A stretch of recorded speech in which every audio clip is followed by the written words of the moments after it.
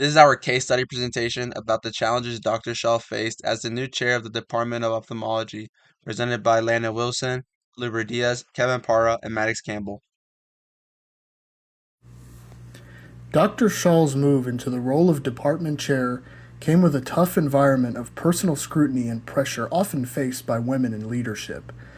The case shows her strength in dealing with these complicated institutional barriers while managing the high expectations set for her. After looking closely at her journey, we pinpointed the main challenge she faced during her time and created a practical solution aimed at tackling these issues effectively and sustainably. We will now discuss the main issues surrounding the case of Dr. Shaw as chair of the Department of Ophthalmology at UMass. The central issue in this case is the cultural resistance to organizational change. When Dr. Shaw became the new chair of the ophthalmology department, she had entered an environment that had been underperforming for many years. Productivity was low, morale was weak, and the department had experienced multiple leadership changes already in the past. Because of that history, faculty and staff were skeptical of her from the start. Some even signaled that she wouldn't last more than 1 year in her position. That showed that there was already a lack of trust before she even began trying to implement changes. Many employees were also comfortable with the things had always been. Even though performance was poor, it was predictable. Change created uncertainty. So when Dr. Shaw introduced new ideas like increasing productivity or restructuring compensation or improving efficiency, those changes were met with doubt and resistance instead of support. Another important factor was the department structure. Early on, not all the staff reported directly to her. This limited her authority and it made it harder for her to fully understand and improve the daily operations in the department. So she just wasn't only fighting resistance, she was also dealing with structural barriers. Now, the issue is important because without alignment and employee buy-in, even strong leadership and good strategy will fail. If the resistance had continued, the department was at risk of closure, where even the CEO had mentioned that shutting it down was a big possibility. In addition to potential closure, ongoing resistance would have lowered the morale of not just only the department but of the whole institution, damaged the hospital's reputation, and even prevented the department from fulfilling its academic and patient care mission. So ultimately, the core challenge wasn't just improving numbers, it was earning the trust back of her staff and faculty, shifting the culture, and getting people to support change. Without that, no operational improvements would have been sustainable. So this is why cultural resistance to change is a central issue in this case. We will now listen to Luber discuss about 3 ideal solutions to resolve the central issue. Issue resolution. The 3 best possible outcomes. In Solution 1, we'll be talking about the need to adapt and break old habits. Dr. Shaw had an issue connecting with her employees out of an old habit she was accustomed to.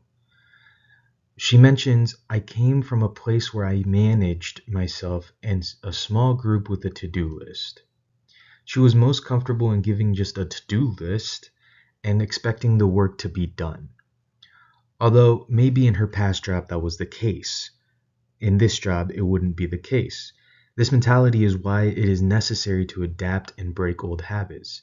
She ultimately failed due to her lack of wanting to adapt and break out of old habits because of what she was accustomed to. Forming a small group and expecting them to do everything and know exactly everything that they needed to be done is what led her to being untrustworthy, unreliable, and unable to do her job in her employees' point of view. It is important to break out of her old habits, or else more employees will start having that distrust and that lack of communication. In Solution 2, we'll be talking about communication and why Dr. Shaw needs to communicate for success in the company and how important communication really is. Ineffective communication is one of the main reasons why managers fail in maintaining order and relationships in the workplace. In Dr. Shaw's case, her employees lacked trust because of the lack of communication through her and to her employees.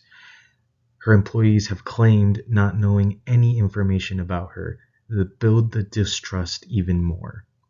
Building and maintaining relationships through communication is very important in a company in order to know what other people are doing, specifically employees, with their day-to-day lives, or if they're struggling, or if anything that they need to be communicated through the company that could be affecting the company itself. Dr. Shaw has maintained communication through her lean meetings, and after that has shown improvement throughout the company, and more respect was towards her instead of people thinking that she wouldn't last in the company. In Solution 3, we'll be talking about the clarification of direction and performance expectation. When Dr. Shaw first entered the company as chair, she had an expectation that all her needs were going to be met due to her position as chair. Her employees refused to listen to her and still refused to report to her because of her lack of teamwork. In the first week of her working, she was so focused on her office renovations and gave everyone else a to-do list of how much work they had to do for that week.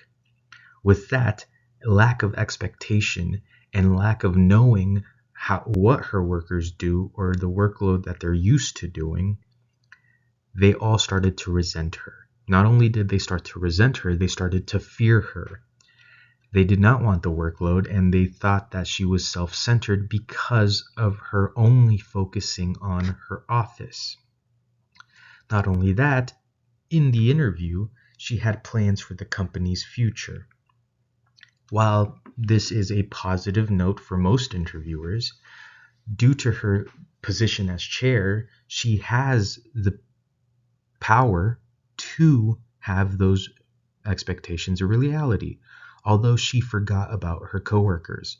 Not all of them agree with her position, and not only that, not all of them agree with the future of the company that she had planned.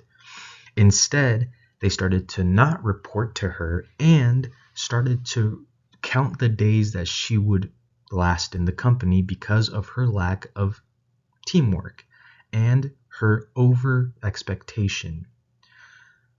While all this was a problem in the beginning of the companies, later on in the company, Dr. Shaw has gotten clarification of her own through her mentor.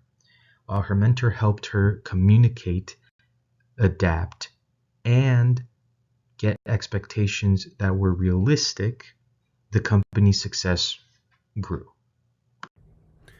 In this case, and in the problem that we've been searching for this entire time with Dr. Shaw and the working between her team, we then went over our 3 solutions.